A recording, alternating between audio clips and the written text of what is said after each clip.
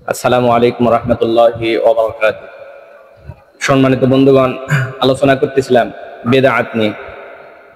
তো আজকে আরেকটি বেদাত নিয়ে আলোচনা করব। সেটি হচ্ছে ফরজ নামাজের সময় নামাজ শেষ করার পরে আমরা অনেকে হাত উঠিয়ে মোনাজাত করি। তো মোনাজাত শেষ করার মুহূর্ত আমরা কালিমায়ে তাইয়্যিবা পাঠ করে মুখে হাত বুলিয়ে মোনাজাত শেষ করি। আসলে এটা কোরআন হাদিসে কোথাও প্রমাণিত নেই যে মোনাজাতের শেষে কালিমায়ে তাইয়্যিবা পাঠ করে মুখে হাত বুলিয়ে মোনাজাত শেষ করতে হবে। এটা একটা বেদাত এবং আমরা অনেকেই এটা উত্তম কাজ মনে করে থাকি। আসলে এটা ভিত্তিহীন।